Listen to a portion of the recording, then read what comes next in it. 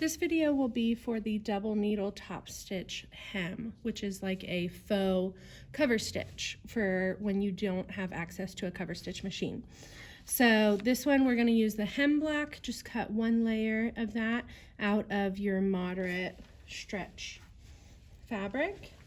And then the end where we're going to put that hem, we're going to go ahead and serge the edge to finish it.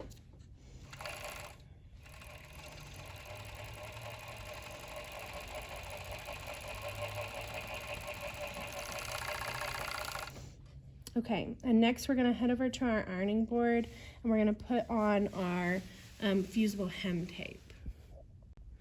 Okay, now we're going to come over to our ironing board, and on the wrong side of our fabric we're going to put that soft bond or the heat and bond fusible hem tape. So I'm just going to cut a piece that's the length of my sample.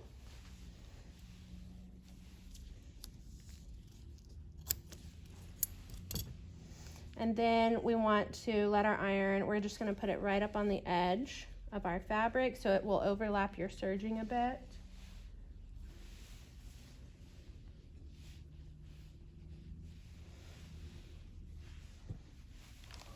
And then let your iron sit on there for about 20 seconds to melt that fusing.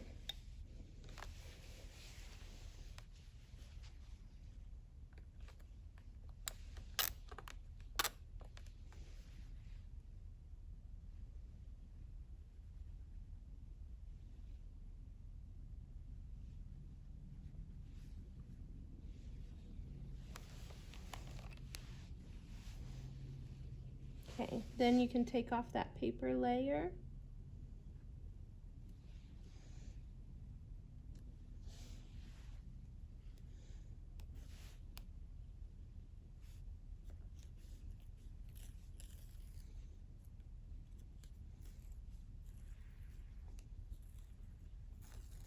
Okay, and now we're going to fold up our 5/8 inch seam allowance. Make sure it's even with your ruler so you have that consistent hem depth.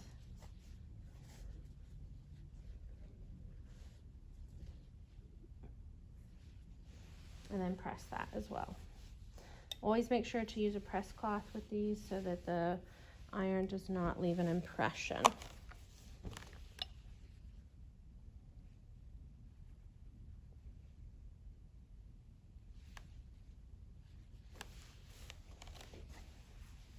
Okay, now we're ready to take this over to our domestic sewing machine.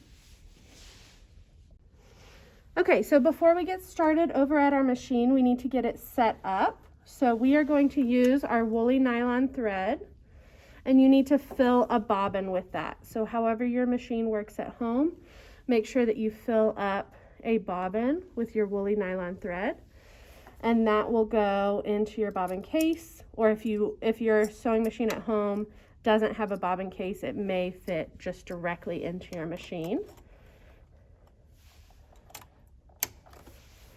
And then up top we're going to have two threads. So one is going to come from the machine,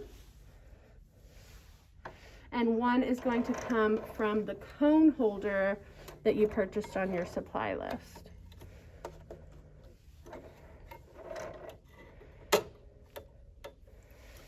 Okay. So this is my cone holder that I purchased. I'm just going to set that over behind my machine and put my second spool of thread on that. It will need to come up and hook on that top hook first, and then come directly to your machine, and it'll just thread through all of the same spots that the first one did.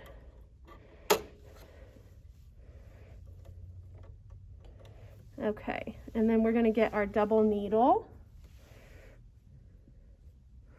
So this is my machine double needle that I purchased.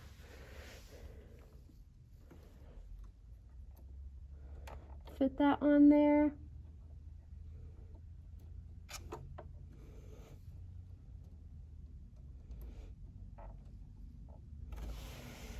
And then I need to get my walking foot. Okay, this is my walking foot. Mine came with quite a few different parts.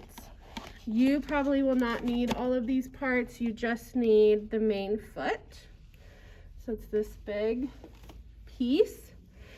And there will be this bar on the side that needs to hook up to the horizontal bar and screw that controls your needle. So whenever you tighten your needle onto the machine, that little bar is where this will fit onto. So I'm going to fit that on there and then get the back attached to the main foot portion.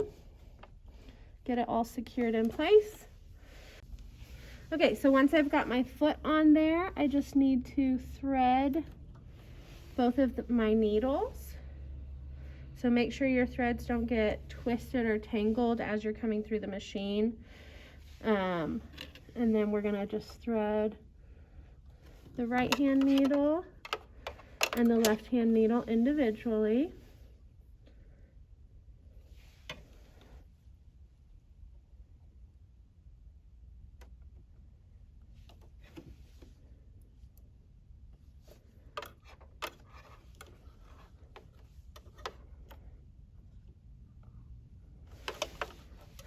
Okay, and then hold on to those two thread tails, and we're going to bring up that bobbin thread. Mine got a little tangled. There we go. We're going to bring up that bobbin thread from the bottom. If your needle, when you start to go down and back up, if your needle hits your foot, then you may need to move your needle left or right to allow it to fit within the hole of your foot. So most sewing machines will have a function to where you can shift your needle to the left or right, and I'll show you with mine where I push it over to the left or over to the right. Okay, so now all three threads are up top. I'm going to go ahead and close my door and lift up my foot to begin stitching. I want all of my threads underneath the foot. So I'm going to swipe this woolly nylon. So now it's underneath my foot, and then both of these threads I'm going to feed into that center hole so that all of the tails are going in between my foot and the machine.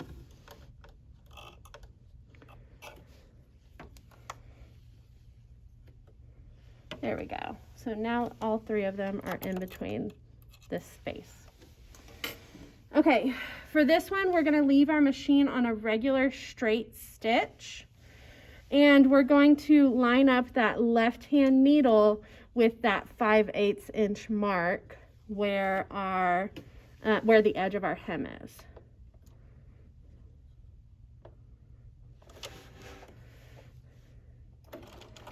Okay, we'll start to stitch, and then we'll do our back stitch. And then continue on.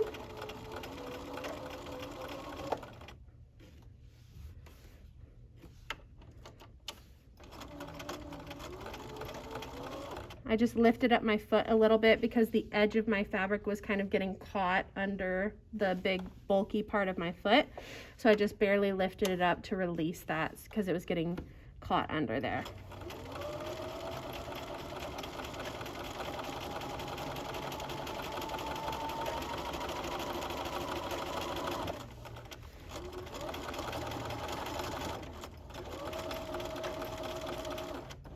Okay, and then we're going to finish off with a back stitch as well. Okay, pull that out of the machine, and I can cut my thread tails off. And then from the front, you can see those two rows of stitching. I have one black and one white, so it's a little bit easier for y'all to see what's going on. And then on the back, you should have that cover stitch. It's a faux cover stitch on the back, and this should stretch a little bit with your fabric. Okay, so this is a good replacement if you don't have access to a cover stitch machine.